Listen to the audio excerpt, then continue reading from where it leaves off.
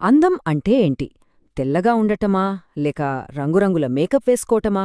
కాని ఒక అమ్మాయి వచ్చింది. అందమంటే సహజత్వం, ఆత్మవిశ్వాసం అని చెప్పింది. ఆమె సాయి పల్లవి.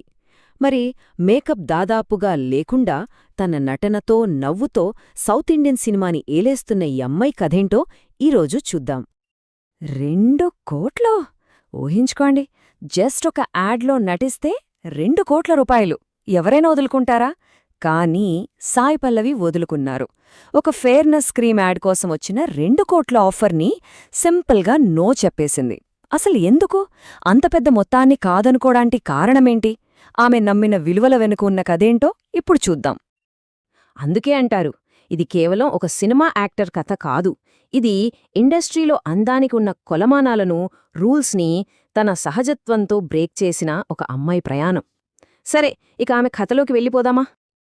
అసలు ఇంత గట్టిగా తన విలువల మీద నిలబడే వ్యక్తిత్వం ఎక్కడ్నుంచొచ్చింది? ఆమె స్టార్డమ్ వెనకున్న పునాది ఏంటి? కథ మొదలయింది చిన్నప్పుడే, ఒకేసారి 2 పడవల మీద ప్రయాణం చేస్తూ. ఒకటి డాక్టరవ్వాలన్న కల, ఇంకొకటి కళ. 1992 తమిళనాడులోని కోటగిరిలో పుట్టింది సాయి పల్లవి.